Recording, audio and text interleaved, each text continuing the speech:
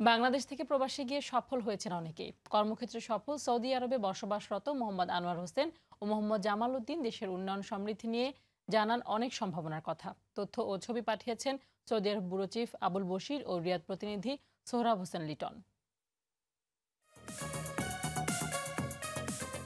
২০ বছরের বেশি সময় ধরে তিনি সৌদি আরবে ব্যবসায়ী মোহাম্মদ আনোয়ার হোসেন বিল্ডিং কনস্ট্রাকশনে ঠিকাদার হিসেবে প্রথম ব্যবসায় নিজেকে নিযুক্ত করেন। এরপর তিনি সৌদি আরবে অনেক ব্যবসা প্রতিষ্ঠান গড়ে তোলেন। তার অধীনে বহু বাংলাদেশি কাজ করছেন। বাংলাদেশি পণ্য ব্যাপকভাবে সৌদি আরবের বাজারে সরবরাহের জন্য প্রবাসী ব্যবসায়ীদেরকে আহ্বান জানান। এতে করে প্রিয় মাতৃভূমি বাংলাদেশ অর্থনৈতিকভাবে সমৃদ্ধ হবে এবং বাংলাদেশি পণ্য বিদেশের বুকে ব্যাপক বাণিজ্যিক সম্প্রসারণ ঘটাবে বলে তিনি মনে করেন। পাশাপাশি তিনি দেশের বিনিয়োগ ও হতদরিদ্র সমাজের প্রতি সামাজিক দায়বদ্ধতা থেকে বিভিন্ন জনকল্যাণমূলক কাজ করার জন্য প্রবাসীদের প্রতি পরামর্শ দেন। এতে বিশ্ব দরবারে বাংলাদেশকে রোল মডেল হিসেবে প্রতিষ্ঠিত করা সম্ভব হবে। বাংলাদেশি পণ্যের এখানে প্রচুর চাহিদা, কিন্তু আমরা সবগুলো চাহিদা মিটাতে পারছি না। কারণ হলো আমাদের এখানে জনবলের খুবই অভাব। ঘরে ঘরে নইলে আমরা বাংলাদেশি মালটা পৌঁছাতে পারতাম। আমার যদি প্রচুর পরিমাণ স্টাফ পাইতাম, বাংলাদেশি শ্রমিক পাইতাম, তাহলে আমি কমপক্ষে অন্তত না হলে 50টা দোকান বানানোর ইনশাল্লাহ আমার সেই অভিজ্ঞতা আছে।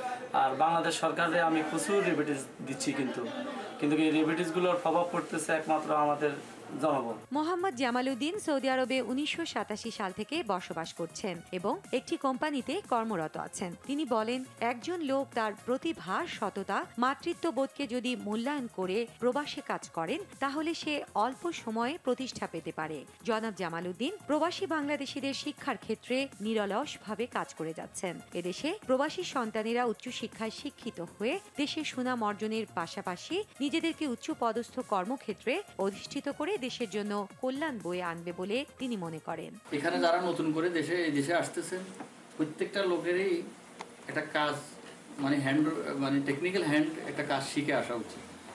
হন ইলেকট্রিশিয়ান, প্লাম্বার, হন আপনার এসি টেকনিশিয়ানদের কারো উপরে নির্ভরশীল হইতে হয় না। এরা সবসময় খোদ্দার। এরা যে কোনো মুহূর্তে তাদের এটা হলো পৃথিবীটা হলো সবকিছুতেই ডিমান্ড অ্যান্ড সাপ্লাই। আপনার ডিমান্ড আছে, সাপ্লাই আছে। এখন এখানে টেকনিশিয়ানের প্রচুর ডিমান্ড।